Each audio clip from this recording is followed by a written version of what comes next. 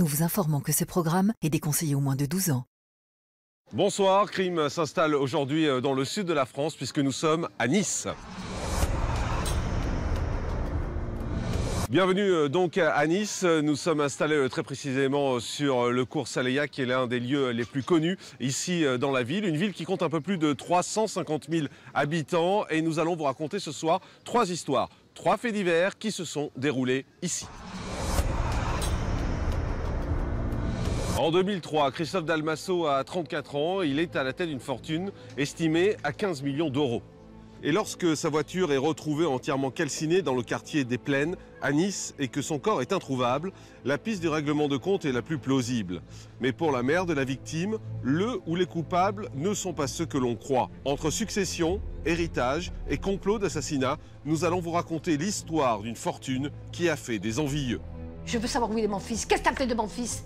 Qu'est-ce que t'as fait de mon fils? Je veux savoir ce qu'il est devenu, mon fils. Tout commence par une lettre mystérieuse qui a été adressée en 2004 au procureur de Nice. Dans cette lettre, Philippe Rousseau, célèbre braqueur niçois, dénonce une affaire de meurtre remontant à 1998. Un meurtre qui correspond jour pour jour à la disparition de Michel Renard, un petit voyou connu des services de police. Mais sa mort n'a rien à voir avec le milieu et c'est une affaire de mœurs qui va être à l'origine de l'un des crimes les plus horribles qu'ait connu la région.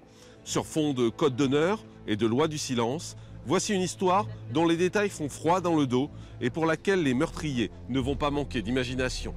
Effectivement, Michel Renard a bien été tué et vraisemblablement qu'une partie de son corps a été passée au mixeur.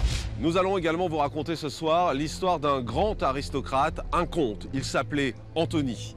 Lorsque son corps a été retrouvé 6 mois après le crime à l'état de squelette, dans une décharge sauvage à Théoul-sur-Mer, dans les Alpes-Maritimes, ce fut la stupeur générale. Les enquêteurs ne vont négliger aucune piste dans la recherche du coupable de cet homme de 66 ans, marié à 3 reprises et père de 2 enfants. Sa dernière épouse, une Tunisienne de 30 ans, sa cadette, et son frère aîné vont même devenir les suspects numéro 1. C'est un homme désespéré qui débarque à Cannes. C'est un homme en recherche de lui-même, d'une autre vie, d'une vraie vie. Voilà. Le Lord voudrait enfin, à 60 ans, vivre une vraie vie.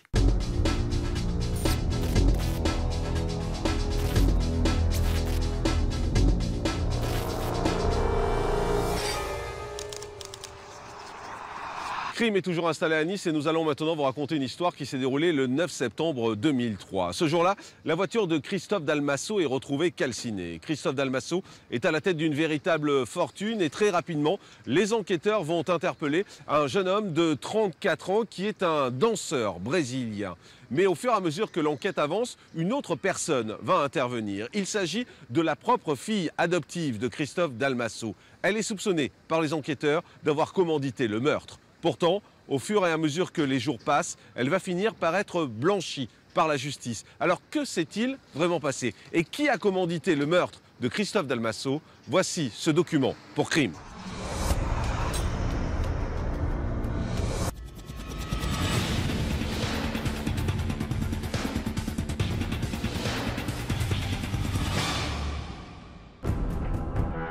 Dans l'affaire qui va suivre, vous allez découvrir une histoire hors du commun, dans laquelle millions d'euros, héritage et adoption forment un cocktail mortel. C'est l'histoire de Christophe Dalmasso, un riche homme d'affaires niçois qui du jour au lendemain disparaît sans laisser de traces. Je veux savoir où il est mon fils. Qu'est-ce que t'as fait de mon fils? Qu'est-ce que t'as fait de mon fils? Je veux savoir ce qu'il est devenu, mon fils.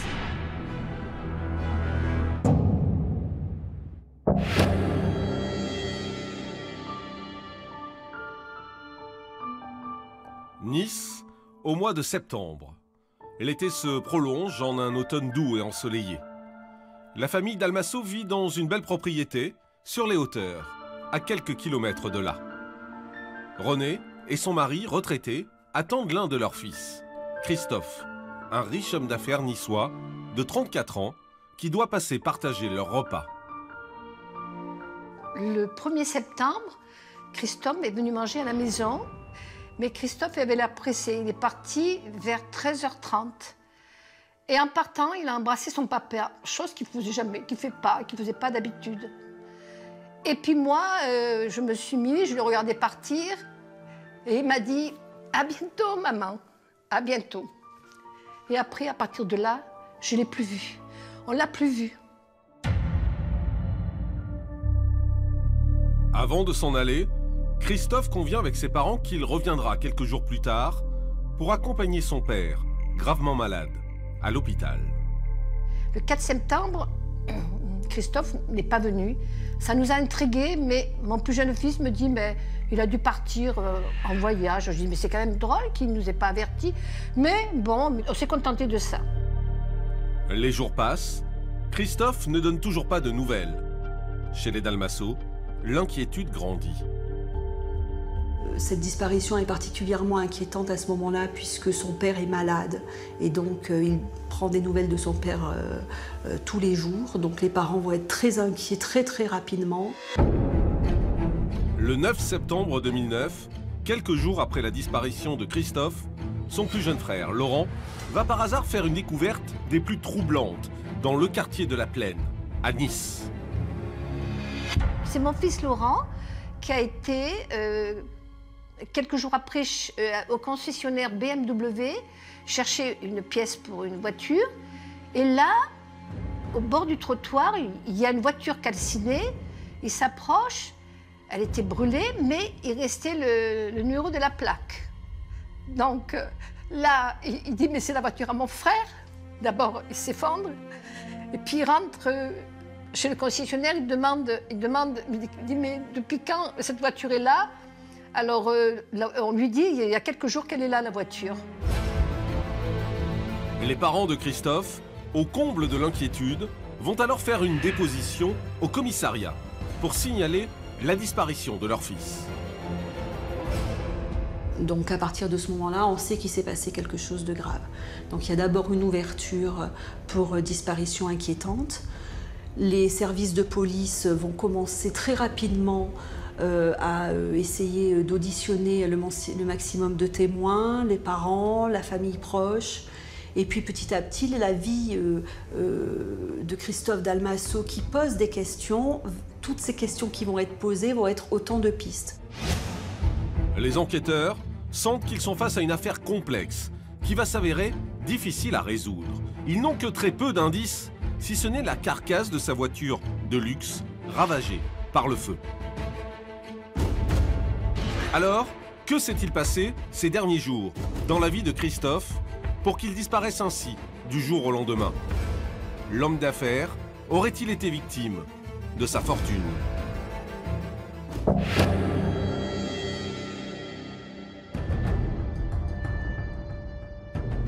Christophe Dalmasso, l'homme d'affaires niçois, n'a plus donné signe de vie depuis plus d'une semaine. En l'absence de pistes tangibles, les enquêteurs vont s'intéresser à la vie professionnelle de ce riche entrepreneur. Concessionnaire de voitures de luxe, il semble multiplier les sources de revenus, ce qui intrigue. Donc la police va s'interroger sur savoir s'il n'y aurait pas une piste à ce niveau-là, un client mécontent, un problème avec des voitures. On va avoir des témoins qui vont venir dire qu'il y aurait eu une bagarre. Donc voilà, on va se poser cette question-là. Pourtant, rien dans les affaires de Christophe n'apparaîtra suspect. Mais c'est sa fortune, estimée à plus de 15 millions d'euros, qui va poser question. Une fortune que l'homme a amassée grâce à la générosité d'une mystérieuse donatrice. Christophe Dalmasso a été bénéficiaire d'un héritage très important de la part d'une dame très âgée qui était propriétaire d'un patrimoine immobilier et financier très important en Corse. Une millionnaire octogénaire que Christophe avait rencontrée quelques années plus tôt. Très affaibli, il s'était proposé de prendre en charge, chez lui, la vieille dame. Cette dame était très gentille, très généreuse. Et elle ne voulait pas aller en maison de retraite. Elle disait que la meilleure soit-elle, pourtant elle avait les moyens, elle ne voulait pas, elle voulait l'ambiance familiale. Cette fortune, léguée par la veuve corse, aurait soulevé la colère des proches de la vieille dame. Alors, Christophe aurait-il été au cœur d'un règlement de compte sur fond d'héritage? On va se rendre compte qu'une longue procédure a eu lieu en Corse, par laquelle certains héritiers de cette dame avaient essayé de faire annuler les largesses dont avait profité Christophe Dalmasso, qui était devenu le légataire universel de cette dame. Pourtant, après des mois d'investigation, les proches de la vieille dame seront définitivement lavés de tout soupçon. La piste corse est abandonnée. Les policiers sont donc dans l'impasse. Et en l'absence de piste, ils vont alors recentrer leurs recherches sur l'environnement familial de Christophe Dalmasso. En 1987, il se marie avec Elisabeth, qui est déjà mère d'une petite fille de 5 ans, que nous appellerons Nathalie. C'est un caractère entier. C'est quelqu'un qui aime passionnément la femme qu'il rencontre, Elisabeth, au point d'adopter la fille de cette femme. Ils étaient heureux, ils s'entendaient bien, ils riaient beaucoup, je me rappelle qu'ils riaient beaucoup. Après quelques années heureuses, leur relation se dégrade. Jusqu'au jour où Christophe surprend sa femme avec un amant. Le couple finit par divorcer, laissant Christophe dévasté. Il a eu un chagrin. Je ne pouvais pas dire Elisabeth, il éclatait en sanglots. Pourtant, c'était un homme qui était dur en affaires. Il n'était plus rien devant elle. Il n'était plus rien. Un jour, d'ailleurs, je lui ai dit à Elisabeth, arrête de faire pleurer mon fils, arrête. Une relation qui va également s'envenimer avec Nathalie, sa fille adoptive, devenue grande. En 2001, alors qu'elle rentre des États-Unis après un long séjour, elle découvre, stupéfaite, que son père a retiré 37 000 € d'un compte qu'il avait mis à sa disposition au cas où il lui arriverait malheur. S'estimant lésée, elle ne va pas hésiter à le traîner devant les tribunaux. Elle est allée porter plainte pour abus de confiance le 1er juin 2001 au commissariat de Cannes. Christophe s'est défendu et elle a perdu son procès. Et elle a été condamnée à rembourser. À partir de 2001, les relations entre Christophe et Nathalie sont tellement mauvaises que Dalmasso entame une procédure pour retirer Nathalie de son testament. Dans une violente altercation en présence d'un témoin, Denis Bourdine, Christophe lui a dit « Je vais te déshériter ». Pour René, la maman de Christophe, son fils était inquiet de la tournure que prenaient ses relations avec sa fille adoptive. Au mois d'août, il a retrouvé ce papier sur le pare-brise « Rira bien qui rira le dernier ». Mais il me dit « Maman, le papier n'était pas signé, mais j'ai reconnu son écriture. » Vous voyez ? Mais il m'a simplement dit « Tu sais maman, la froideur de il me fait peur. » La piste familiale n'a pas encore livré tous ses secrets. Pourtant, chez les Dalmasso, l'argent semble être au cœur des conflits et des tensions. Alors, Nathalie aurait-elle vraiment été capable de s'en prendre à son père adoptif?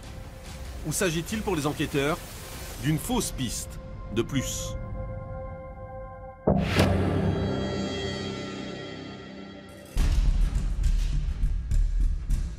L'homme d'affaires niçois entretenait des rapports conflictuels avec son ex-épouse et sa fille adoptive.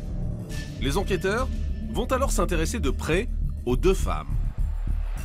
Ils concentrent alors leurs recherches sur leur domicile, le château Beaulieu, une luxueuse résidence où Christophe Dalmasso est propriétaire d'appartements. C'est d'ailleurs dans cette résidence que va apparaître un troisième personnage dans l'affaire. Il s'appelle Edno Borba da Silva.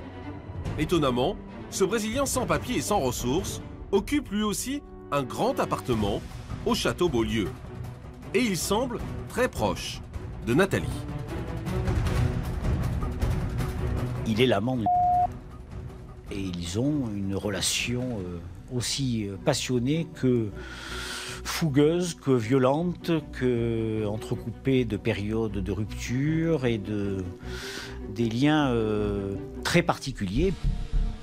René Dalmasso, persuadé que Borba, Nathalie et Elisabeth savent quelque chose sur la disparition de son fils, va elle-même prendre les choses en main. Elle, avec son cœur de maman, si je peux m'exprimer ainsi, va, dans l'ensemble de ces éléments, être touchée par des petits détails. Et donc, Madame Renée Dalmasso va venir alimenter le dossier pénal.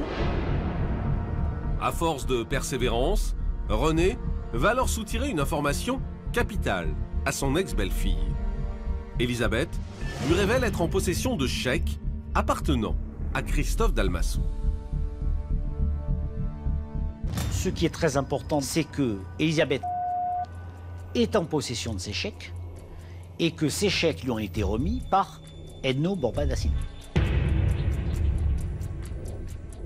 Donc, tout de suite, on va se rendre compte que Edno Borba da Silva a été en possession de ces chèques. Et s'il est en possession de ces chèques, c'est qu'il a vu Christophe. Hantée par sa quête de la vérité, Renée décide alors de se confronter elle-même aux Brésiliens. Le 21 septembre, dans la nuit, je rêve que mon fils est mort. Première fois. Je rêve que mon fils est mort, qu'il est enroulé dans une bâche, avec les pieds qui sortaient. Alors là, je dis, je vais aller au château Beaulieu. On avait une arme, donc je dis, je vais aller les menacer avec mon arme. Et me voilà partie. J'ai pris le train parce que je ne me sentais pas de conduire. Et je suis arrivée au château Beaulieu vers 10h30, 11h. J'ai sonné chez Elisabeth. Elle ouvre la porte. Elle me dit, qu'est-ce que tu veux? Je veux voir Borba. Je veux que tu m'amènes voir Borba. Et puis, je lui dis, je veux savoir où il est mon fils. Qu'est-ce que tu as fait de mon fils? Qu'est-ce que tu as fait de mon fils? Je veux savoir ce qu'il est devenu, mon fils. Là, il s'avance comme... s'avance. Je sors mon arme. Et là, je lui ai dit, si tu me fais un pas de plus, je t'éclate la tête. Alerté, la police se rend sur place. Suite aux protestations de Renée, il décide de perquisitionner la résidence. Une perquisition qui va s'avérer payante. On va retrouver principalement dans la chambre de Dalmasso des documents, une lettre qu'elle adresse à son père en 2001, avec des termes particulièrement acrimonieux à son égard, particulièrement menaçants, avec des termes très religieux, mais qui lui laissent bien penser que le diable est là et s'occupera de son sort. D'ailleurs, elle le dit puisqu'elle termine sa lettre ainsi, ne tente pas trop le diable, il est bien plus fort que toi. Mais c'est dans l'appartement qu'occupe Borba da Silva que la police met la main sur des objets vraiment compromettants. Des effets personnels de Christophe, notamment sa carte de fidélité d'un magasin, y sont retrouvés.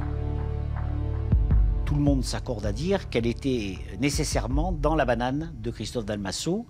Et c'est la première personne qui est suspectée dans cette affaire d'avoir de près ou de loin participé à l'enlèvement, la séquestration de Christophe Dalmasso. Borba da Silva est mise en examen, puis incarcérée.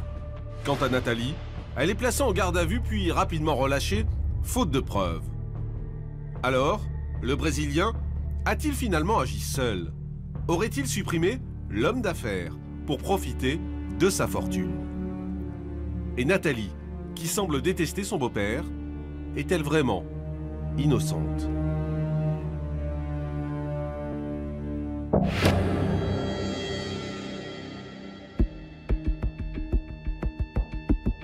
Grâce au coup d'éclat de Renée Dalmasso, les enquêteurs pensent tenir un des suspects principaux de cette affaire de disparition. Ils vont alors s'intéresser à la personnalité de ce Brésilien de 28 ans, arrivé en France quelques mois plus tôt.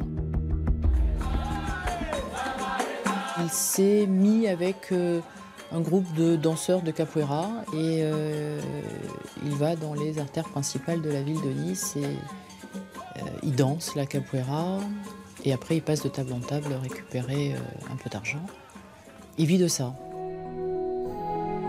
À la recherche de petits boulots, on lui présente Christophe, qui lui propose d'habiter une chambre de bonne au château Beaulieu en échange de travaux d'entretien.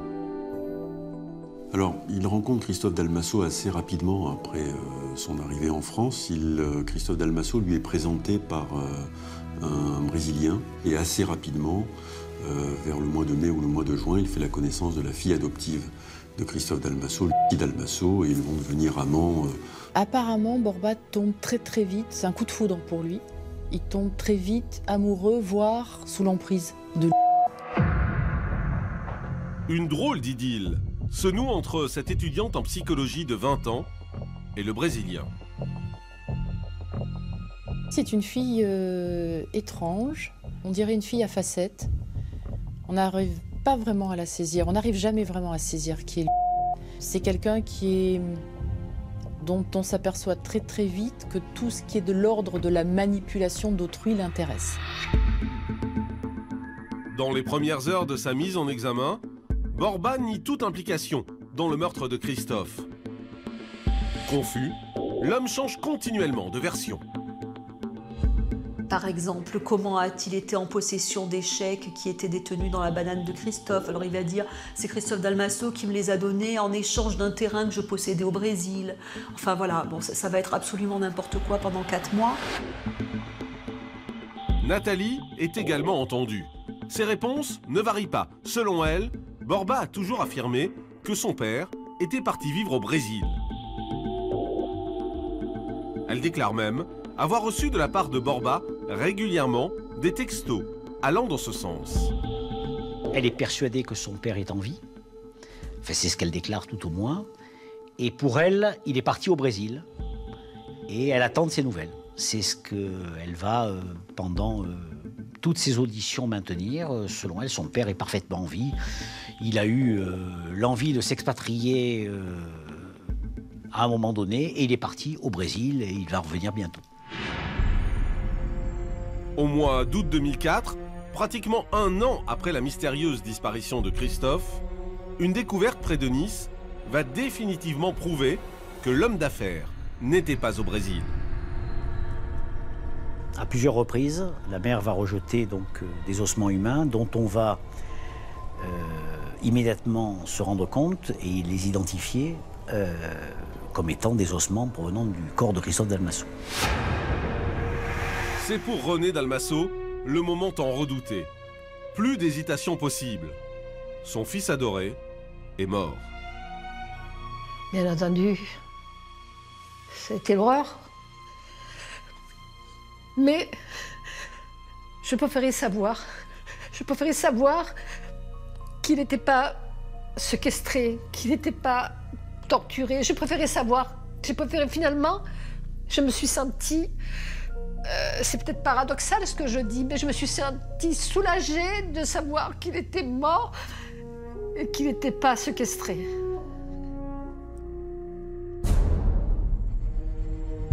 À présent, l'affaire dépasse de loin la simple enquête de séquestration pour vol. Borba da Silva est mis en examen pour homicide volontaire. Mais qu'est-il arrivé à Christophe Dalmasso? Dans quelles conditions a-t-il trouvé la mort? Borba aurait-il agi seul ou sur ordre d'un commanditaire?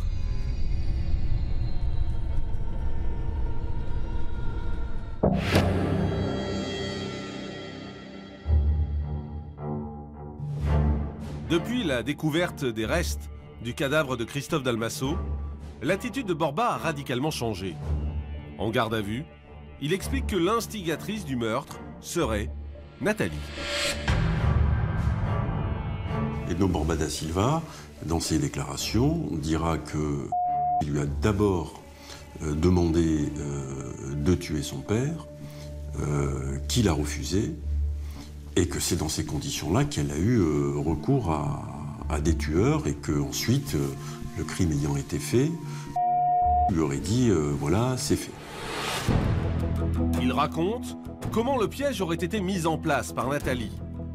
Le 2 septembre 2003, c'est elle qui aurait fait le guet pour prévenir ses complices de l'arrivée de son père à la résidence. Ce jour-là, Dalmasso se serait trouvé dans un cabinet de toilette au 4e étage sur le palier de son appartement et qu'elle aurait vu par la fenêtre qui a une vue plongeante sur le parking, qu'elle aurait vu donc son père arriver en voiture et qu'elle aurait dans ce cas-là pu donner des ordres à ses complices aux fins d'enlever et d'assassiner Christophe Dalmasso. C'est dans le parking que l'agression aurait eu lieu. Borba explique ensuite que les présumés complices auraient enterré le cadavre sur le terrain du grand-père de Nathalie. Puis plusieurs mois après, ils auraient déterré et jeté ses ossements à l'eau. On a retrouvé le crâne de Christophe avec une fissure sur la tête. Et Borba, il dit, dans un procès verbal, qu'il a été tué à coups de bâton et à coups de couteau. Donc Christophe a été tué, je pense, avec en arme blanche et à coups de bâton. Mais ils l'ont massacré.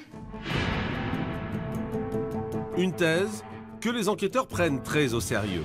D'autant plus que tout semble indiquer que Nathalie aurait eu intérêt à faire supprimer son père avant qu'il ne la déshérite.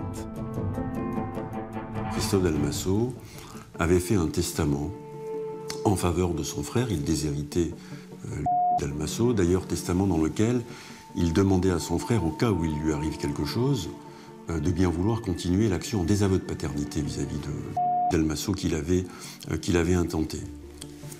Dalmasso dit au service de police « J'ignorais totalement l'existence de ce testament ». Borba, lui, connaît l'existence de ce testament. Il ne peut connaître l'existence de ce testament que s'il le lui a dit. Nathalie serait donc le cerveau dans cette affaire, car pour les enquêteurs, Borba n'a pas les épaules pour échafauder un plan de cette envergure. Vous savez qu'en matière de disparition, quand il n'y a pas de corps retrouvé, il n'y a pas d'héritage pendant 10 ans. Et M. Borba da Silva, qui ne parle pas français, qui ne connaît rien à notre législation et qui a été placé en détention, vient vous expliquer que si le corps de Christophe Dalmasso aurait été déterré, c'est parce que lui aurait appris qu'elle ne pouvait pas hériter pendant 10 ans. Alors comment M. Borba da Silva pouvait-il connaître ce détail s'il ne l'a pas entendu dans la maison de Mme en présence de Dalmasso? Mais Nathalie ne cessera de contester cette version. Elle nie les faits. Bien au contraire, dans cette affaire, elle serait victime du Brésilien. Elle sera tout de même mise en examen et placée en détention suite aux accusations de Borba.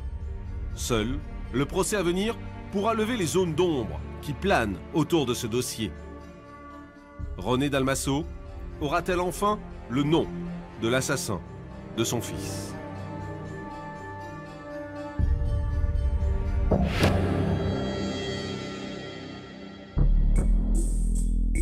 « 16 mars 2009, s'ouvre le procès pour l'assassinat de Christophe Dalmasso. À la surprise générale, Nathalie comparaît en qualité de témoin relaxé, faute de preuves. Borba da Silva est seul sur le banc des accusés. La question qui est au centre de tous les débats, quel est le mobile du Brésilien? On ne sait pas pourquoi ni comment sans mobile, M. Borba da Silva, qui connaissait Christophe Dalmasso depuis moins de 3 semaines, aurait voulu organiser son assassinat. Dans ces conditions-là, un Brésilien qui ne parle pas français, qui ne connaît pas la région, qui vient faire enlever Christophe Dalmasso au bas de l'appartement de sa fille.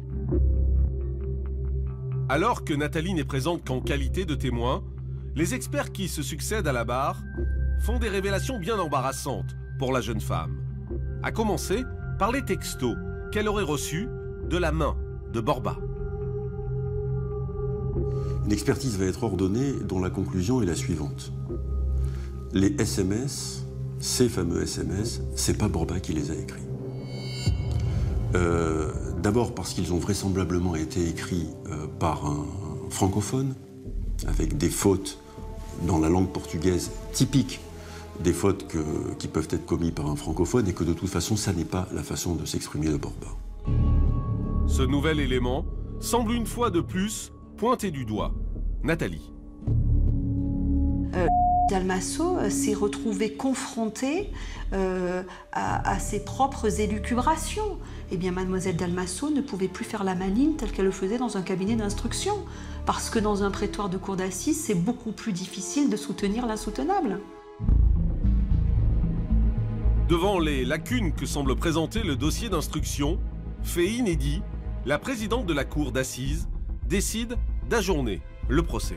Madame la présidente de la cour d'assises a estimé qu'il convenait de reprendre cette enquête, d'aller plus loin, d'interroger mieux les personnes, de leur poser les véritables questions. Et donc, elle a décidé d'ordonner un complément d'information. Et alors que l'instruction reprend, Pour découvrir qui est le responsable de la mort de Christophe Dalmasso, coup de théâtre. Borba da Silva, relâché, sous contrôle judiciaire, prend la fuite. J'ai l'impression de partager cette conviction avec les parties civiles. On est à milieu de la vérité. La vérité, on l'a parfois approchée, et ensuite ce dossier a connu de telles vicissitudes procédurales, on a eu l'impression qu'à chaque fois qu'on s'approchait de la vérité, finalement on s'arrêtait. En fuyant, Borba a emporté avec lui les dernières chances de connaître toute la vérité sur la mort de l'homme d'affaires niçois. De plus, cette fuite sonne comme un aveu de culpabilité. Nathalie, qui clame son innocence depuis le début, va donc être une nouvelle fois blanchie. Faute d'éléments concrets, la justice a tranché. Dalmasso est innocente. 2 décisions définitives rendues par des juridictions l'ont blanchi de toute accusation.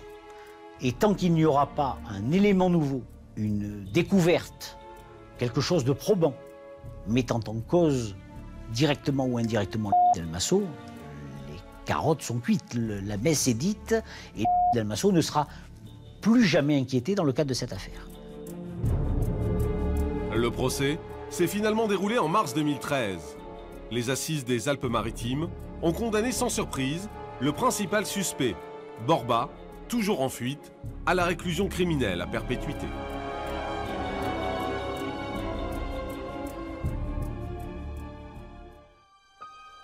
Depuis le verdict, René Dalmasso, persuadé que toute la vérité n'a pas été faite dans cette affaire, continue à se battre. Ma souffrance, elle est toujours pareille. Mais je vis normalement, mais mon combat me permet d'aller de l'avant. C'est ce combat qui me donne cette force, c'est le combat de ma vie. La mort de mon fils, c'est le combat de ma vie depuis le début, depuis le début. 10 ans ont passé depuis la mort de son fils. Et René est toujours déterminé à ne pas tourner la page.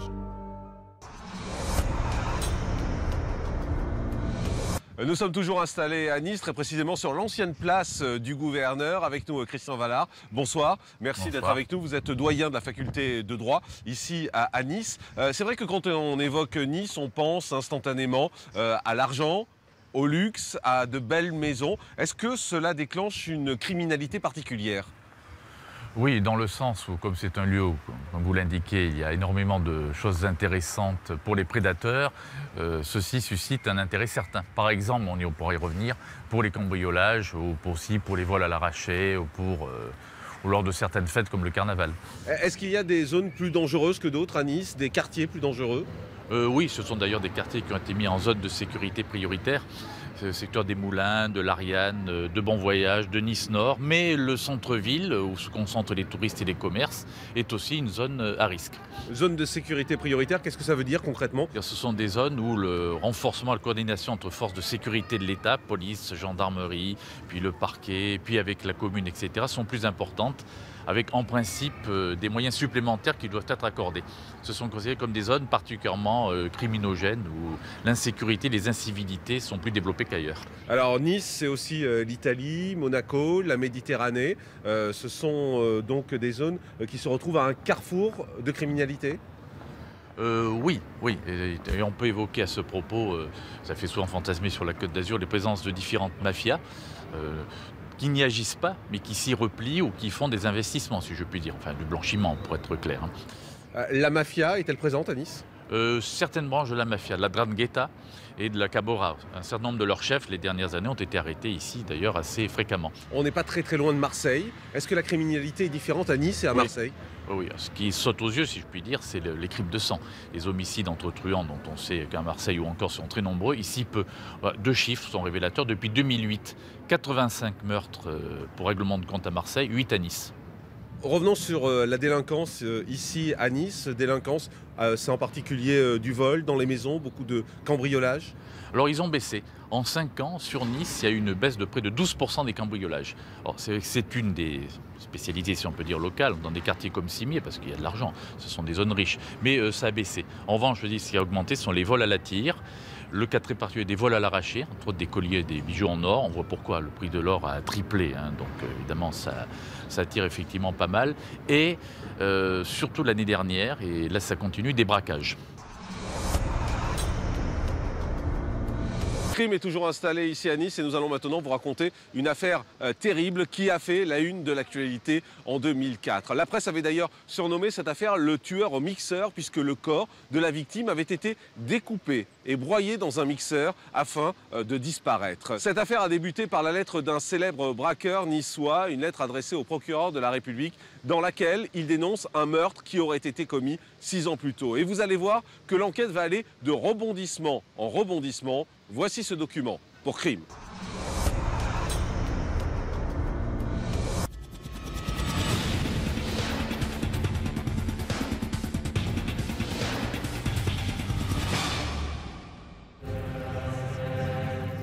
Dans l'affaire qui suit, vous allez découvrir une histoire incroyable. Alors qu'ils pensaient résoudre un crime par vengeance sur fond de conflit familial, les enquêteurs vont se retrouver confrontés au monde des caïds, où la loi du silence est le maître mot. Effectivement, Michel Renard a bien été tué et vraisemblablement qu'une partie de son corps a été passée au mixeur.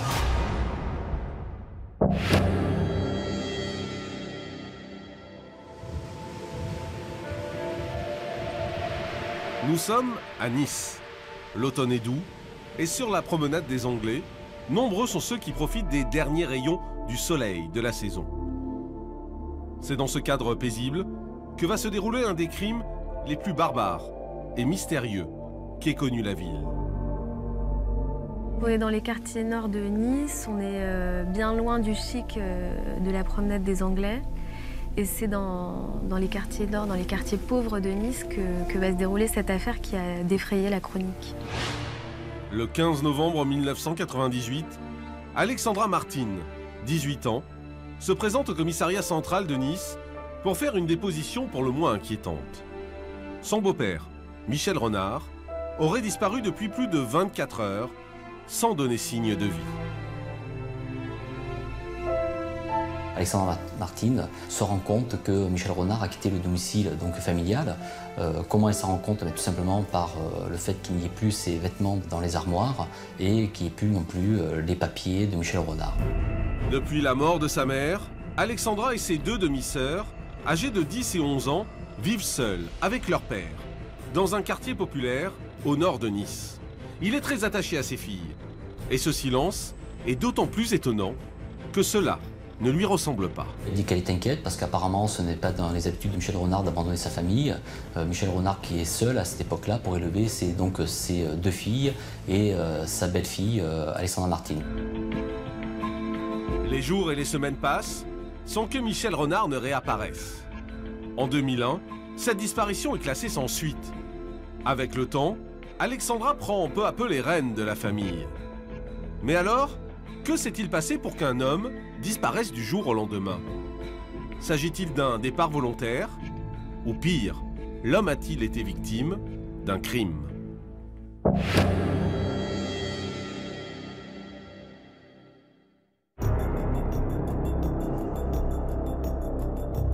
À Nice, cela fait 6 ans que Michel Renard a mystérieusement disparu. Nous sommes en 2004 et une lettre adressée au procureur de la République va relancer toute l'affaire. Dans cette lettre, un détenu nommé Philippe Rousseau dit avoir des informations sur la disparition de Michel Renard.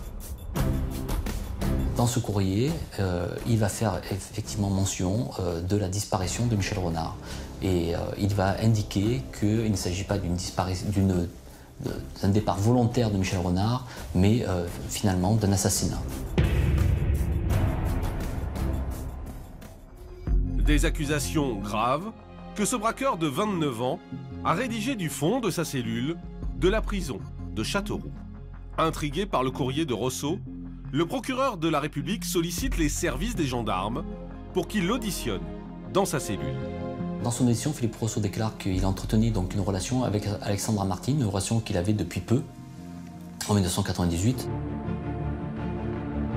Philippe Rousseau raconte aux enquêteurs que Michel Renard lui a présenté sa belle-fille, quelques années plus tôt, et qu'à l'époque, ils étaient tombés éperdument amoureux. Pour elle, c'était le premier qui rentrait quand même chez elle, qui a dormi dans son lit avec l'accord de son beau-père, ce qui était quand même une première en fait pour Alexandra. Donc même si l'histoire a été entre guillemets de courte durée, pour elle ça a quand même compté, puisqu'elle lui a fait des confidences et que ces confidences-là en général elle les faisait jamais. Rosso déclare qu'Alexandra lui confie alors un terrible secret. Une souffrance qui la hante depuis des années. Son beau-père, Michel Renard, l'abusait sexuellement depuis ses 13 ans. Elle lui parle donc des agressions sexuelles qu'elle a subies. Elle lui dit qu'elle n'en peut plus, qu'elle est à bout et que depuis le décès de sa mère, elle vit l'horreur. Ça fait 1 an qu'elle vit l'horreur, qu'elle est sa petite femme, que sans arrêt il l'embrasse sur la bouche et qu'elle a peur pour ses petites sœurs. Et lui, immédiatement, il va lui dire « Si tu veux, je peux faire quelque chose ». Alexandra aurait acquiescé, sans chercher à l'en dissuader. Car pour elle, c'est la fin d'un calvaire et la fin des menaces qui pèsent sur ses petites sœurs. C'est alors qu'un troisième personnage entre en scène. Philippe Rosso explique avoir demandé de l'aide à Luc Onfray. Dans un premier temps, il en parle à son meilleur ami et comparse, donc Luc Onfray. Luc Onfray va lui dire en ces termes « Bon, mais ne t'en fais pas, je vais m'en occuper, je l'ai déjà fait ». Les aveux de ce braqueur sont à prendre avec précaution. Pourtant, il pourrait expliquer bien des zones d'ombre sur la disparition de Michel Renard. Alors, Alexandra aurait-elle menti aux enquêteurs? Qui est vraiment cet étrange trio qui semble étroitement lié à la disparition de Michel Renard?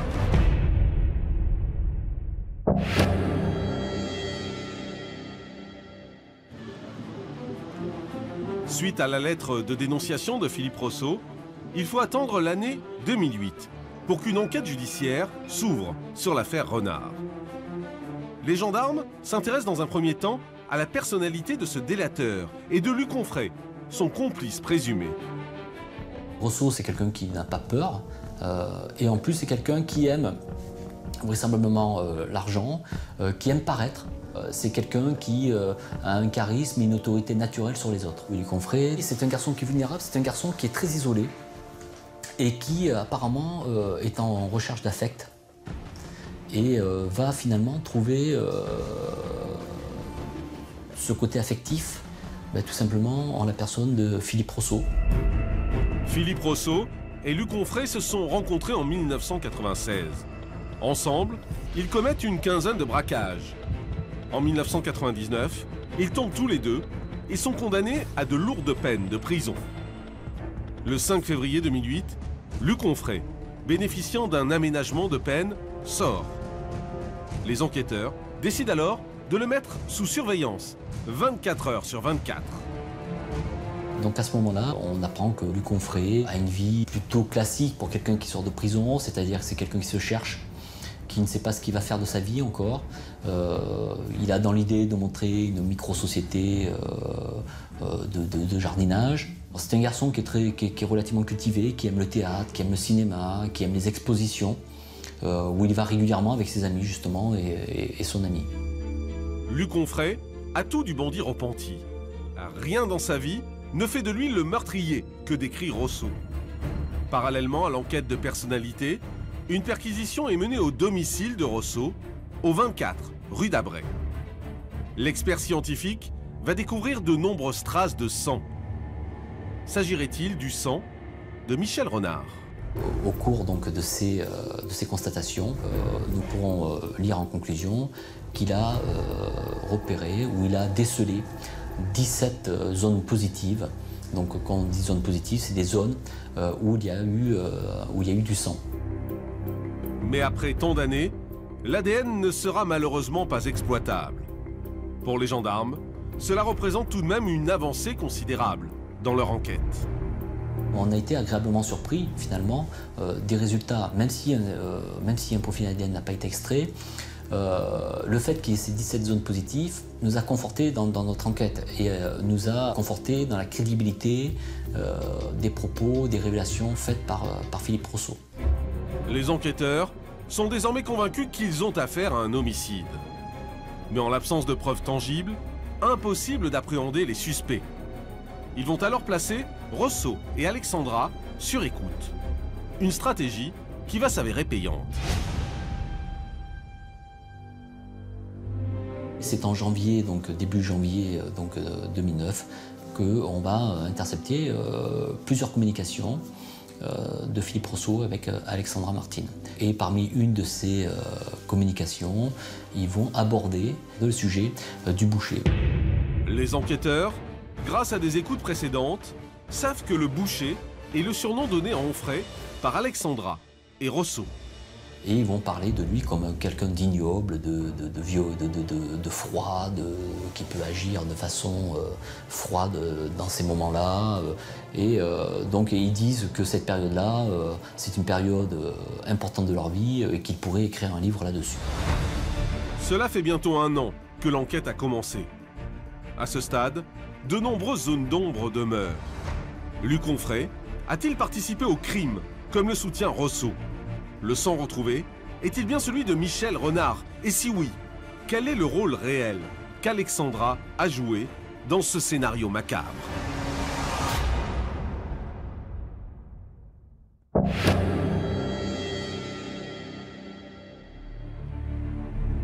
À Nice, Philippe Rousseau est entendu par le juge d'instruction.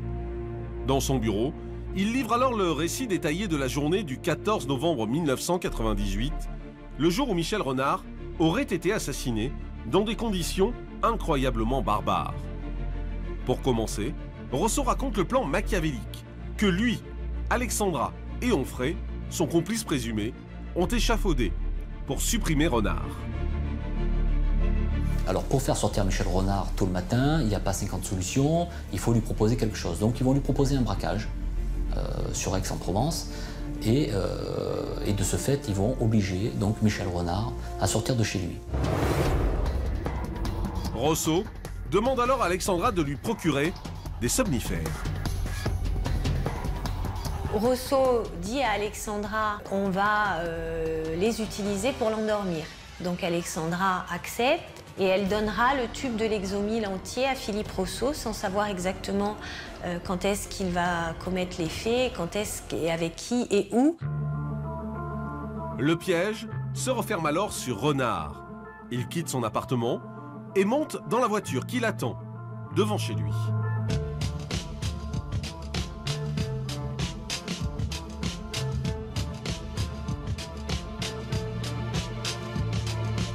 Donc il est 5h30 du matin, Luc Onfray vient chercher en voiture Michel Renard et l'emmène dans le petit appartement de Philippe Rousseau rue d'Abray.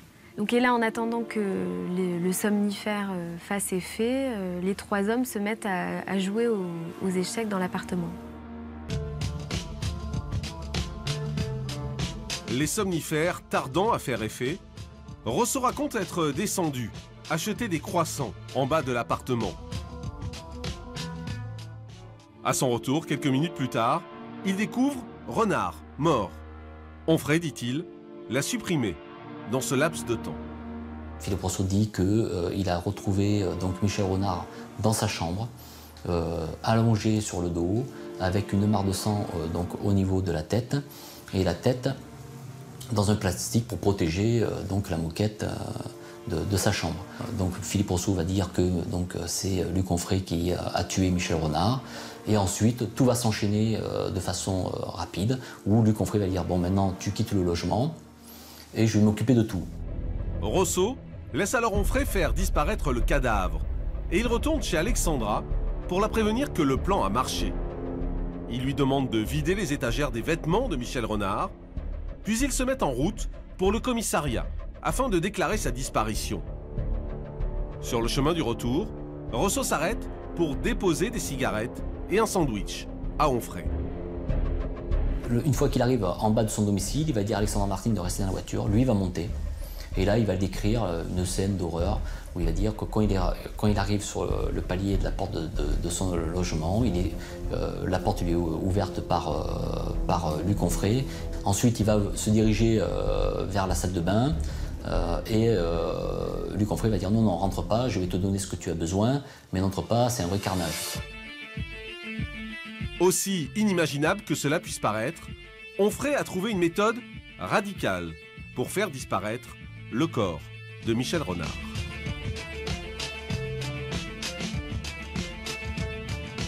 Vraisemblablement, il dit que Luc Onfray aurait passé des parties du corps de Michel Renard au mixeur.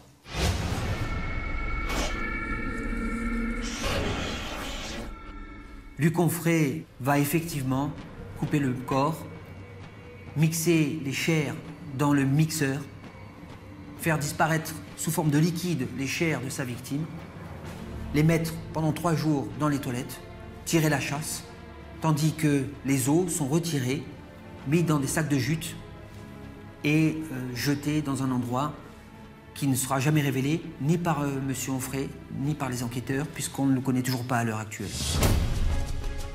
Suite aux déclarations fracassantes de Rosso, et au vu des éléments d'ores et déjà en possession des enquêteurs, ils décident de placer tous les protagonistes de l'affaire en garde à vue. L'objectif ? Comprendre si Onfray est le seul responsable de ce crime barbare. Rosso a-t-il dit toute la vérité ?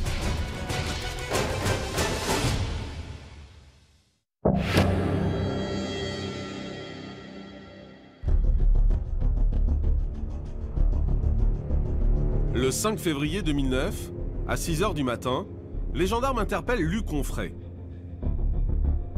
Menottes au poignet, il est emmené à la gendarmerie pour être interrogé. Nous, ce qui nous choque tout de suite, c'est que lorsqu'on le place en garde à vue et qu'on on lui dit pour quel motif il est placé en garde à vue, ça n'a pas l'air de l'émouvoir, il n'a pas l'air d'être surpris. Hein, il est assez tranquille, calme, pas inquiet. Donc on se transporte avec lui donc, à son domicile, et là on va commencer donc, les perquisitions. À leur grande surprise, les enquêteurs trouvent un élément matériel accablant. Dans ce studio qui sert de débarras, sur une étagère métallique, il va être découvert donc, un mixeur d'une petite taille finalement, hein, et qui va être saisi et placé sous scellé pour les besoins de l'enquête. Malgré la découverte chez lui du mixeur, qui a servi à faire disparaître le corps de Renard, Onfray ne semble pas déstabilisé. Et il nie toute implication. Tout au long de la procédure, Luc Onfray n'a qu'une version, il n'est au courant de rien. Les déclarations de Philippe Rosso sont mensongères, extravagantes. Il n'a participé à aucun fait. Il sait juste une chose, qu'il répétera sans cesse aux intervenants judiciaires. Je sais que Philippe Rosso voulait donner une correction à Michel Renard parce que celui-ci faisait subir des attouchements à Alexandre Martin. Je sais que Philippe Rosso avait la capacité de le tuer. Compte tenu de ce que je connais de sa personnalité, il est possible qu'il l'ait fait, mais moi, je ne suis au courant de rien. Au même moment, Alexandra est elle aussi entendue par les enquêteurs. Après 11 ans de mensonges, elle va pouvoir enfin se libérer d'un fardeau trop lourd pour elle. Alors en garde à vue, elle dit tout de suite la vérité. Elle sait que son beau-père est mort. Et donc c'est vrai que ça fait quand même 11 ans qu'elle a ce poids et qu'elle vit avec difficilement quand même, parce qu'elle a une conscience. Et là, elle se dit, ouf, je vais pouvoir dire la vérité. Et à la limite, elle est même soulagée qu'on vienne l'arrêter. Et elle dira tout de suite, voilà, j'ai révélé à Philippe Rosso, mon compagnon de l'époque, que j'étais victime d'agression sexuelle et que je n'en pouvais plus. Il m'a proposé d'éliminer mon beau-père, j'ai dit oui. Les résultats des analyses de la tache de sang prélevée dans le mixeur arrivent sur le bureau des enquêteurs et leur conclusion est sans équivoque. Sur le capot du mixeur, donc, il y avait une tache rougeâtre qui va s'avérer être du sang finalement, et une ADN va être extraite. On va s'apercevoir qu'elle est qu'elle correspond à 99,9%. Donc maintenant, on a la preuve que, effectivement, Michel Renard a bien été tué et vraisemblablement qu'une partie de son corps a été passée au mixeur. C'est enfin la preuve qu'attendaient les enquêteurs depuis si longtemps. Un élément matériel qui va faire basculer la procédure. Imperturbable, Onfray, lui, continue de clamer son innocence. Monsieur Onfray ne se désarçonne pas. Monsieur Onfray a une explication logique et claire. Il était tellement ami avec Philippe Rousseau qu'il lui a à plusieurs reprises prêté ce mixeur et que ce mixeur lui a été rendu avec la trace sans qu'il ne la voie. Au même moment, les sœurs d'Alexandra, Nadège et Émilie, sont également entendues par la police. Elles apprennent alors l'impensable. Leur père, qu'elles croyaient disparu, a en fait été assassiné et broyé dans un mixeur.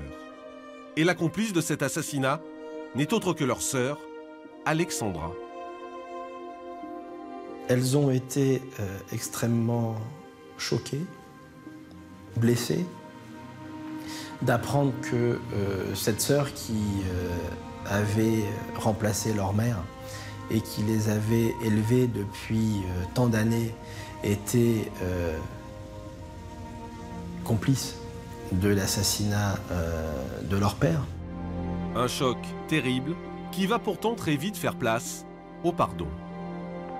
Si elles ont pris conscience que celle-ci était impliquée dans l'assassinat de leur père, elles l'aiment, elles sont profondément attachées à cette sœur et ce qu'elles veulent avant tout, c'est que les auteurs de l'assassinat de leur père soient condamnés. Près de 14 ans après le meurtre de Michel Renard, l'instruction touche à sa fin. Onfray, surnommé le boucher, nie toujours. Placé en détention provisoire, il reste pourtant accusé d'assassinat. Rousseau et Alexandra sont mis en examen pour complicité d'assassinat. Le procès à venir apportera-t-il les réponses aux nombreuses questions restées en suspens?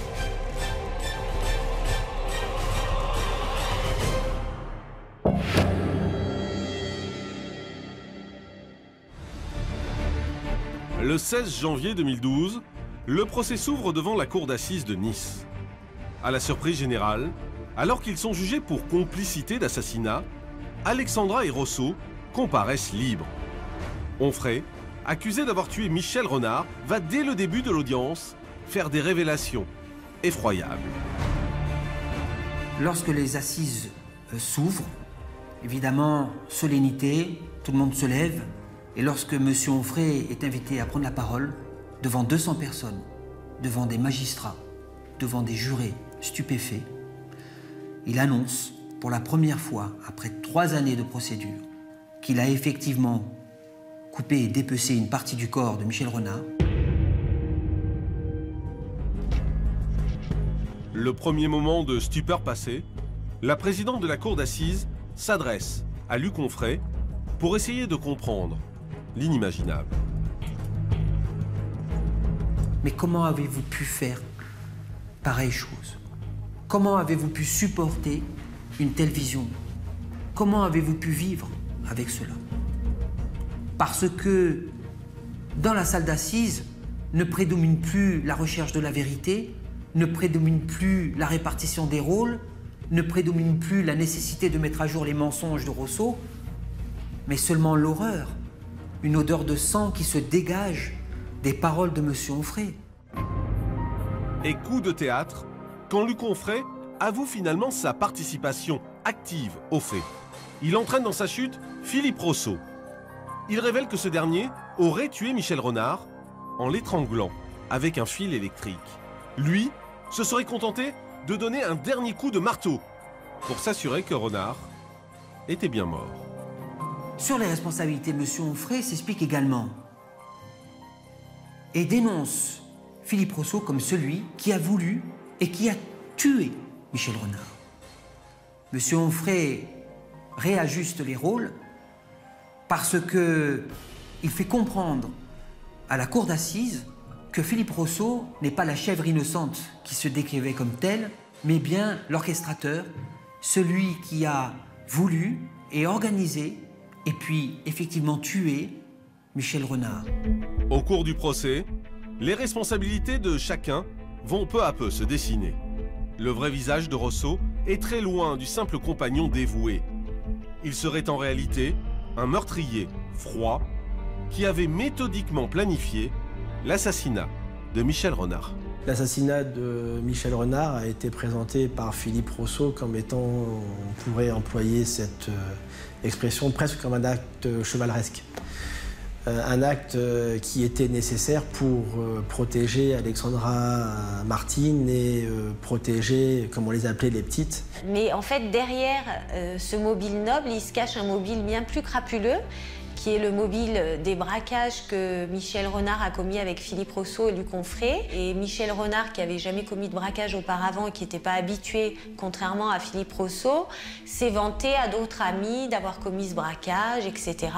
Et donc Philippe Rosso, en fait, en voulait énormément à Michel Renard. C'était donc bien une querelle de bandits qui aurait incité Philippe Rosso à se débarrasser de Michel Renard, braqueur trop bavard, qui mettait en danger ses complices. Ce qui ressort dans ce procès, c'est une répartition des rôles bien particulière avec Philippe Rosso, le penseur, Luc Onfray, l'exécutant, et Alexandra Martine, la caution morale pour l'assassinat. À l'issue d'un procès particulièrement noir, le verdict tombe. Rosso et Onfray sont respectivement condamnés à 28 et 30 ans de réclusion criminelle. Alexandra, elle, qui risquait également une lourde peine, a bénéficié de la clémence des juges. Elle est condamnée à 5 ans de prison avec sursis. Depuis le verdict, la vie a repris son cours pour Alexandra et ses petites sœurs. Suite à la disparition dramatique de leur père, elles sont plus unies que jamais. C'est un dossier à tout point exceptionnel, un dossier dans lequel beaucoup de sentiments sont mêlés, beaucoup d'amour, beaucoup de tristesse également, de la haine, mais une véritable leçon de vie qui m'a été donnée par Émilie et Nadège, leçon d'amour pour leur sœur, et puis cette faculté de pardonner.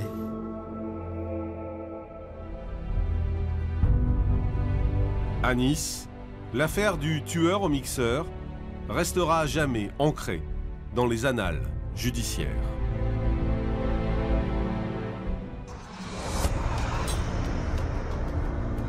Nous sommes toujours installés ici à Nice sur l'ancienne place du Gouverneur avec Christian Vallard qui est resté avec nous pendant la diffusion de ce reportage. Une des particularités de Nice, c'est tout de même la vidéosurveillance qui est très présente depuis quelques mois ici.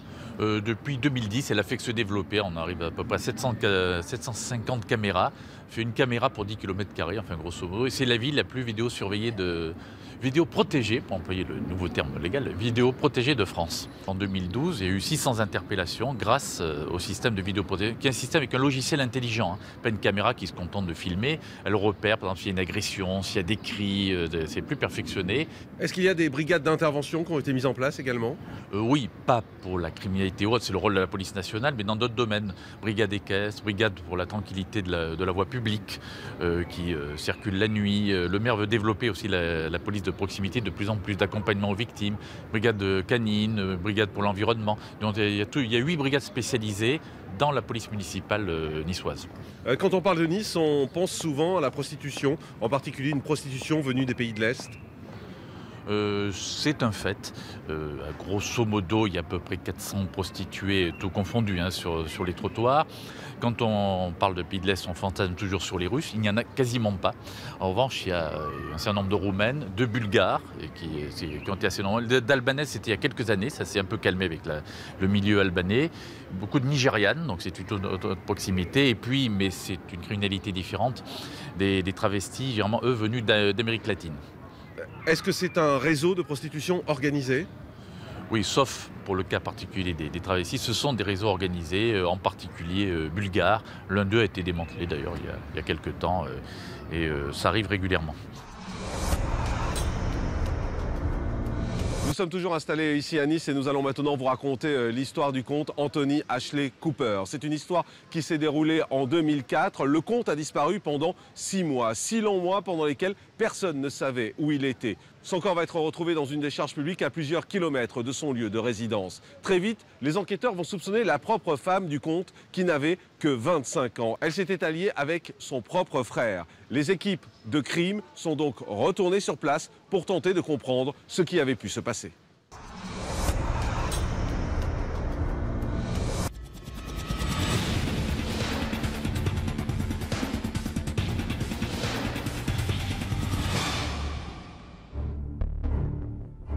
Dans l'affaire qui va suivre, vous allez découvrir comment un lord, issu de la vieille aristocratie anglaise, épris de liberté, va mourir parce qu'il rêvait d'une autre vie.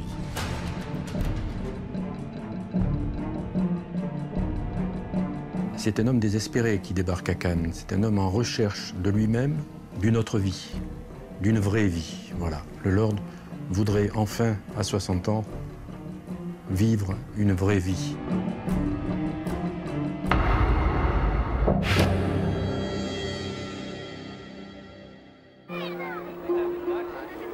Cannes, sa population jet-set, ses enseignes de luxe, son festival de cinéma, sa croisette. C'est la fin de la saison.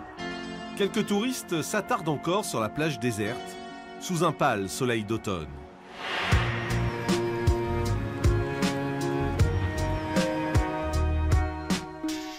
Mais la nuit, c'est une toute autre ambiance qui s'installe aux abords des palaces prestigieux, à l'heure où les bars à hôtesses ouvrent leurs portes. On est à Cannes, c'est le milieu interlope de la nuit, c'est le milieu où tous les fantasmes sont possibles.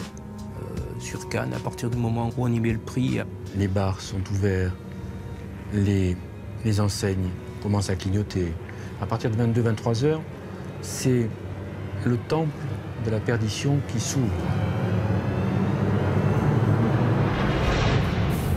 C'est dans cette ambiance qu'au début du mois de novembre 2004, un homme aurait disparu. Son avocat, inquiet de ne plus avoir de nouvelles de son client, décide de signaler cette absence prolongée. J'ai un mauvais pressentiment. C'est pas une chose habituelle. Et au bout de 4 ou 5 jours, je décide de me confier au procureur de la République. Le 16 novembre 2004, la police judiciaire est saisie par le parquet de Grasse pour une affaire de disparition inquiétante, celle d'un adulte, un lord anglais. L'homme disparu s'appelle Anthony Ashley Cooper. Il est anglais, il a 66 ans et depuis quelques années, il a pris l'habitude de venir séjourner régulièrement en France. Le lord, c'est le comte de Shaftesbury. Depuis quelques années, il partage sa vie entre l'Angleterre, où il a toujours des affaires à gérer, et le Côte d'Azur. L'absence inexpliquée du lord est très alarmante pour sa famille. Car ce n'est pas dans ses habitudes de disparaître sans donner de nouvelles. La sœur Frances téléphone, l'ex-femme du lord, tout le monde s'inquiète, ses enfants, tout le monde s'inquiète en Angleterre, à Cannes. À Londres, où le lord réside, la police anglaise est elle aussi alertée. Nous avons cherché dans ses appartements, ce qui est normal dans ce type de cas, et surtout nous sommes en contact étroit avec la France. C'est la police française qui dirige l'enquête et nous pensons qu'il se trouve toujours là-bas. Depuis début novembre, Anthony Ashley Cooper a disparu mystérieusement, laissant sans nouvelles son entourage. Alors, que s'est-il passé dans la vie du lord qui puisse expliquer cette disparition? S'agit-il d'un départ volontaire, d'un suicide, ou a-t-il fait une mauvaise rencontre?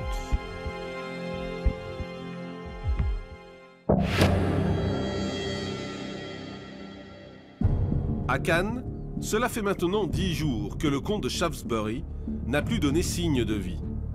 L'inquiétude grandit. Les polices anglaises et françaises travaillent ensemble pour essayer de comprendre cette disparition. Et aucune hypothèse n'est exclue. La mécanique policière se met en marche et on ne sait pas grand-chose de la personne qui vient de disparaître, si ce n'est que c'est un lord anglais décrit comme fortuné.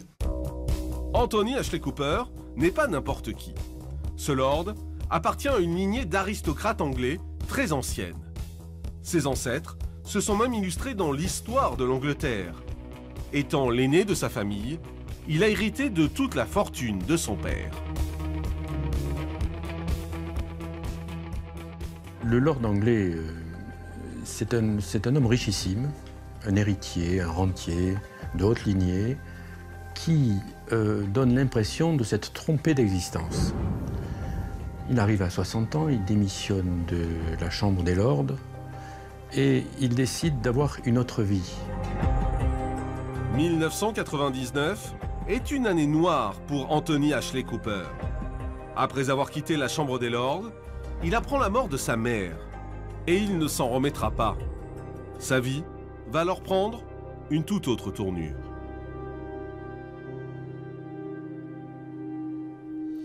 Et de cette date-là, il a commencé à vivre sur le Côte d'Azur. Et en France, il a commencé à fréquenter des mannequins, des call-girls. Pour le Lord, c'est le début de la descente aux enfers. Tous les excès sont permis, alcool et sexe tarifé. Frances, sa sœur, a toujours été à ses côtés pour le soutenir. Mais elle ne peut qu'assister, impuissante, à la dérive de son frère. Il était dans une période de sa vie, une impasse, une très très mauvaise période. Il avait des problèmes avec l'alcool et il cherchait de plus en plus d'affection. On est au début des années 2000. Il s'agit d'un homme qui est malheureusement à la dérive. À la dérive depuis quelques années, fréquentation de bars américains, de bars à hôtesse sur la Côte d'Azur. Il en rencontre une, deux, trois. Les enquêteurs comprennent très vite qu'Anthony Ashley Cooper, malgré sa fortune, n'est pas un homme heureux. Après 2 mariages ratés et 2 fils nés de sa dernière union, il est animé par un désir irrationnel, avoir un autre enfant à tout prix. Ce lord, décrit comme généreux, bien sûr immensément riche, présente quelques faiblesses, en particulier donc son addiction à l'alcool. Et puis il est devenu une véritable proie parce qu'il a un désir d'enfant et il veut une petite fille.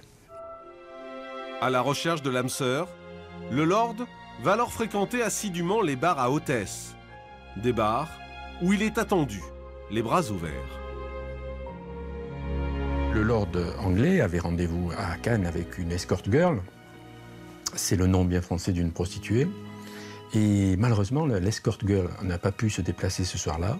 Et elle a été remplacée, au pied levé, si je puis dire, par Jamila Mbarek. En 2002, Anthony Ashley Cooper est persuadé qu'il a trouvé la nouvelle femme de sa vie. Celle qui comblera tous ses désirs. Il se marie et s'installe dans une maison sur les hauteurs de Cannes. Je pense qu'il est sincèrement amoureux d'elle à ce moment-là. Et Jamila Mbarek lui dit qu'elle est enceinte. Malheureusement, le comte va vite déchanter, car Jamila, contrairement à ce qu'elle lui dit, n'attend pas d'enfant.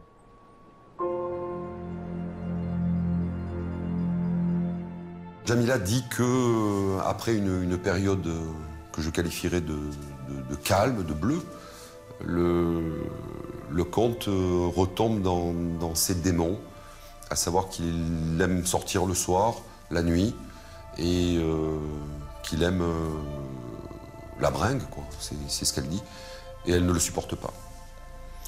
Donc elle commence à lui dire c'est pas la vie qui m'intéresse. Et c'est à partir de ce moment-là que le mariage commence à avoir de sérieux problèmes. Fortune, excentricité, alcool, la personnalité du lord se dessine peu à peu et inquiète les enquêteurs.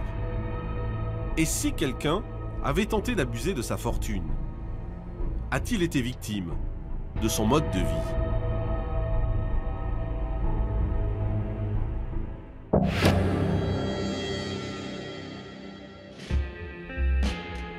À Cannes, les policiers en charge de l'affaire vont tâcher d'établir l'emploi du temps du lord depuis le jour de sa disparition.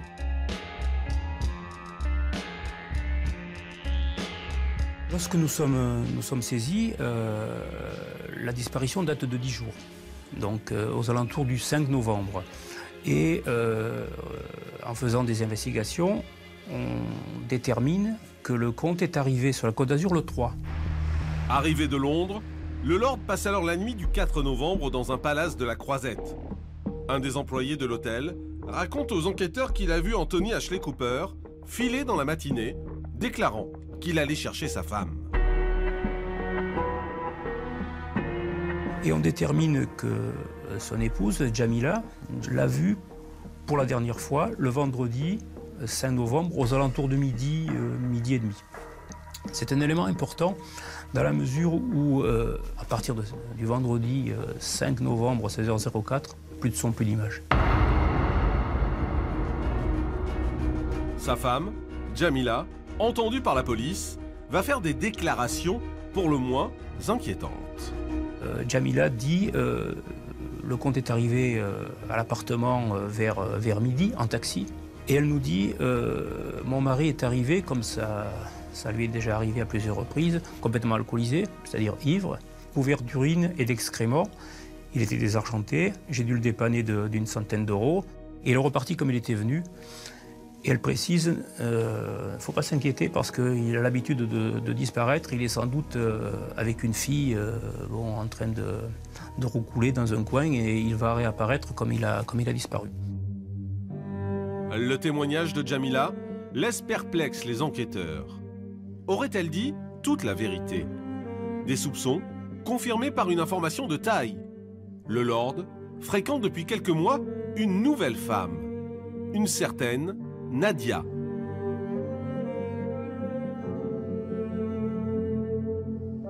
On était bien, lui il avait trouvé son bonheur, hein, il voulait plus partir. Et on avait une vie toute simple. Hein. On allait à la pétanque, on allait se promener dans les sentiers de Vence. Avec Nadia Horch, il voyage, il se voit souvent, il s'occupe de ses enfants, il prend soin d'elle. Il y a une relation qui est en train de se mettre en place. Et ce qui va véritablement déclencher le dossier, c'est qu'elle lui annonce ou lui suggère qu'elle est probablement enceinte. Le lord, fou de joie à l'idée de devenir père, a même entamé une procédure de divorce. Et pour que les choses se passent bien, et vite, il fait une proposition généreuse à Jamila. Il veut divorcer, il fait une proposition à son épouse. Je rappelle quand même qu'il y a 2 ans de mariage, hein, pas plus.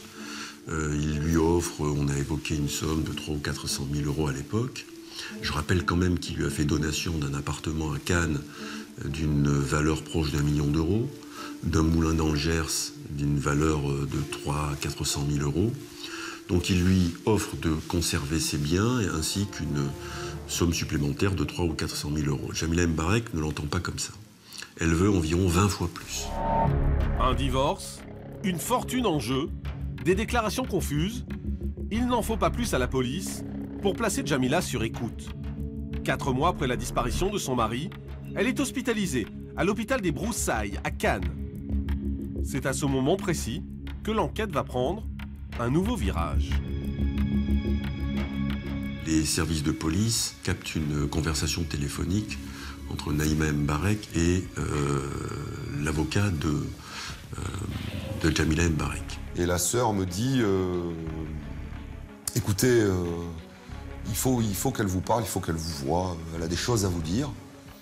Et cette conversation qui est captée par la brigade criminelle, qui est enregistrée, fait penser que Jamila sait des choses sur la disparition du compte de son époux. Les policiers, qui ont capté la conversation, vont immédiatement chercher Jamila à l'hôpital. Elle est placée en garde à vue pour être à nouveau entendue. Elle va dire, contrairement à ce que je vous ai dit en novembre, lorsque vous êtes venu me voir, je sais ce qui est arrivé à mon mari est mort. La mort du Lord sonne comme un vrai coup de tonnerre dans une enquête qui peinait à avancer. Dans quelles conditions le comte de Shaftesbury est-il mort? Pourquoi sa femme, Jamila, a-t-elle gardé le silence pendant 4 longs mois?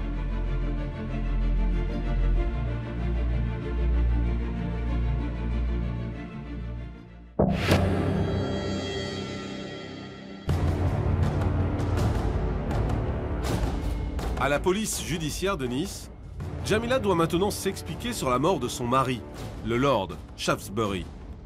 Devant les enquêteurs, elle se montre particulièrement coopérative, allant même jusqu'à dénoncer son propre frère, un certain Mohamed Mbarek. Elle dit, mon frère était chez moi, il avait un petit peu bu, mon mari, Anthony, est arrivé, il avait également un petit peu bu, et finalement tous les deux se sont disputés, au départ pour un problème futile de salut. Ils en sont venus aux mains, et c'est Mohamed, le plus jeune, qui a eu le dessus sur mon mari, mais je vous assure, c'est un événement complètement fortuit et accidentel, il n'y a aucune préméditation dans cette affaire-là, c'est une bagarre d'ivrogne. Elle raconte alors que son frère aurait décidé de faire disparaître le corps. Elle dit, je ne sais pas où se trouve mon mari, mon frère est parti la charger dans la voiture, il est parti avec le corps et il s'en est débarrassé dans des bois. Jamila clame son innocence. Elle explique que si elle n'a pas parlé plus tôt, c'est qu'elle était terrorisée par son frère. Pourquoi elle ne le fait pas au mois de novembre lorsqu'elle a entendu pour la première fois par la PJ? Parce qu'elle dit c'est mon frère. Donc même si c'est une bagarre d'ivrogne, il a quand même causé la mort de mon époux. Et j'ai perdu mon époux, j'ai pas envie d'envoyer mon frère en prison. Suite à ses aveux, Jamila est incarcérée et écrouée pour complicité d'homicide volontaire. Son frère, Mohamed, est rapidement appréhendé à Munich. L'homme nie les faits et donne même un alibi. Alors, pour savoir qui du frère ou de la sœur dit la vérité, les enquêteurs vont se pencher sur leur personnalité. À commencer par celle de la femme du Lord. Jamila est une femme pleine d'ambition, qui a eu une enfance difficile avec ses frères et sœurs, avec un père absent, alcoolique et violent. Et elle veut tout de suite réussir sa vie, donc elle part pour l'Europe. C'est elle-même qui dit, elle l'a toujours dit, qu'elle a épousé Anthony Ashley Cooper pour l'argent et que toute sa vie a été conduite ainsi. C'est elle qui le dit.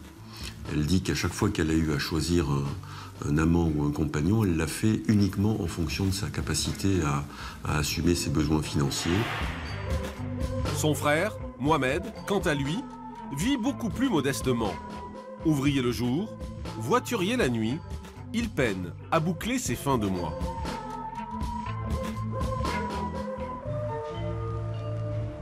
Il vit à Munich, donc il a été marié et il est divorcé, il a 2 enfants. Il a 2 travails, un la journée et un le soir, parce qu'il a des dépenses assez importantes, pension alimentaire, loyer, etc. Lors de son audition, Jamila avait déclaré être sous l'emprise de son frère. Chaque mois, c'est près de 3 000 € qu'elle devait même lui verser. Il y a une relation entre Jamila et son frère Mohamed qui est très particulière.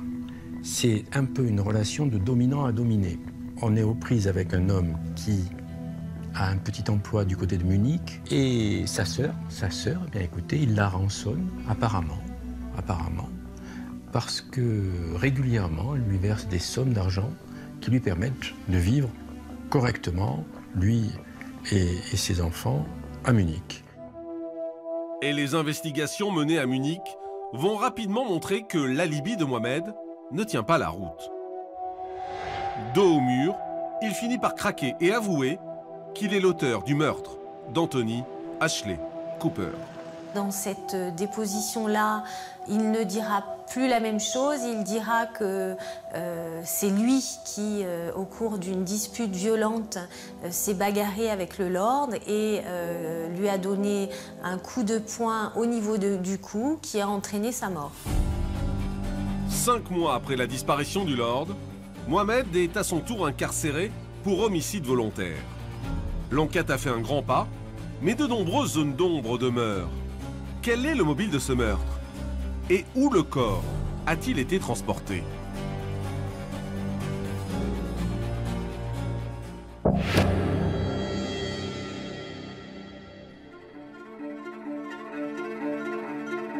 À Nice, les deux principaux suspects du meurtre du Lord, Jamila Mbarek et son frère Mohamed, sont désormais sous les verrous. En l'absence d'aveu complet, les enquêteurs décident de placer sur écoute Jamila lors de ses parloirs.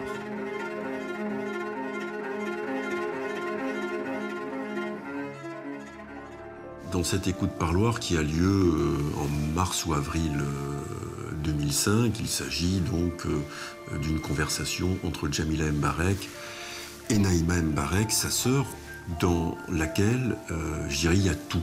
C'est Naïma qui donne des conseils à sa sœur, en disant si c'est une bagarre d'ivrogne, c'est quand même mieux parce que bon, au niveau pénal, en termes de responsabilité, c'est pas le même tarif. Donc il faut insister sur la bagarre d'ivrogne, ça passera très bien. Et puis n'oublie pas de t'habiller en noir parce que bon, il faut un petit peu jouer les veuves éplorées. Une conversation pour le moins accablante. Et la suite de cet échange va enfin amener aux enquêteurs la preuve de la culpabilité de Jamila. Il est dit, affirmé, que Jamila Mbarek a versé une somme de 150 000 € à son frère, 150 000 € cash. Mohamed a perçu, de la part de sa sœur, 150 000 € en espèces. Ce qui, dans un contexte d'homicide, correspond au prix du contrat. Désormais, Jamila apparaît clairement aux yeux des enquêteurs comme la commanditaire du meurtre de son mari. Sur le point de divorcer, elle aurait eu peur de tout perdre.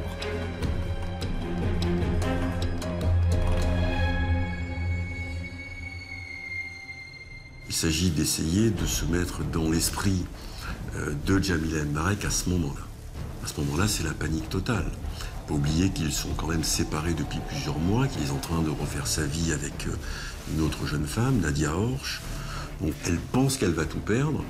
C'est à ce moment-là que, dans son esprit, germe l'idée de supprimer Anthony Ashley Cooper. Le 5 avril 2005, après des mois de recherche, le corps du comte est enfin retrouvé dans le vallon de Théoul-sur-Mer, à quelques kilomètres de Cannes. Un corps qui va livrer de nombreuses informations.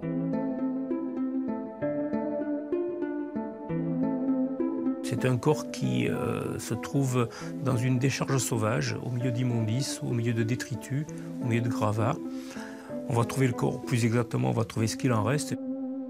Et les médecins légistes vont déterminer que la cause de la mort, c'est la strangulation. Pour protéger sa sœur, Mohamed affirme qu'il a transporté le corps du Lord seul jusqu'à la voiture. Des déclarations que les enquêteurs veulent vérifier en organisant une reconstitution.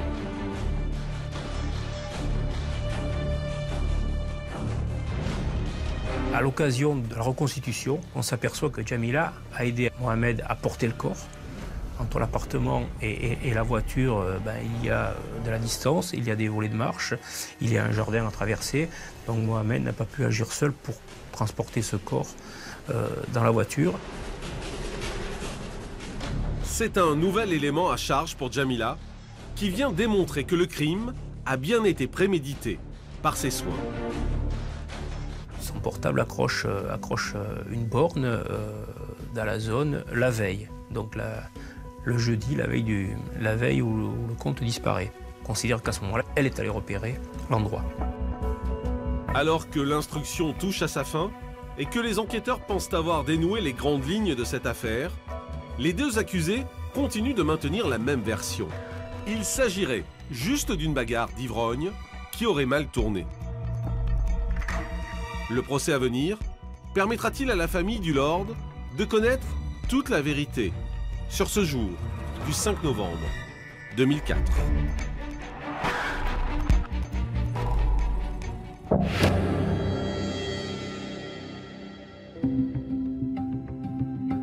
À Nice, du 22 au 25 mai, Jamila et Mohamed Mbarek se retrouvent devant la cour d'assises des Alpes-Maritimes. Le frère et la sœur sont accusés d'assassinat et de complicité d'assassinat. Avant même que le procès ne commence, Mohamed apostrophe la presse pour donner sa vérité. Détention, pour rien, pour un coup de poing. C'est tout, il m'a donné un coup de poing, j'ai donné un coup de poing. C'est tout. C'est mon beau-frère, je l'aime. Il estime qu'il n'a pas assassiné son beau-frère et que jusqu'à présent on ne le croit pas, on ne l'entend pas et donc comme il y a des journalistes, il le dit, il le redit, je n'ai pas assassiné mon beau-frère.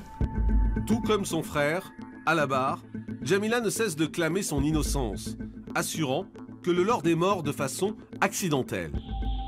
Dans cette affaire, elle ne serait qu'une victime collatérale. Il faut savoir que Jamila va complètement rater son procès. Elle ne répond à rien, tout lui paraît incongru, enfin rien ne va. Elle va être à côté de la plaque pendant tout le procès et donner une très très vilaine image à la cour d'assises des Alpes-Maritimes, aux jurés.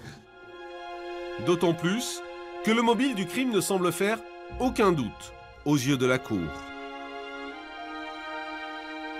Le mobile a été clairement établi. C'est un assassinat crapuleux. Donc, si vous voulez, c'est un assassinat qui n'a pour mobile que l'argent, l'héritage, la fortune du lord anglais. Et fort heureusement, ils n'ont pas eu gain de cause. À l'issue de 4 jours de procès, le verdict tombe. Ils sont condamnés à 25 ans de prison.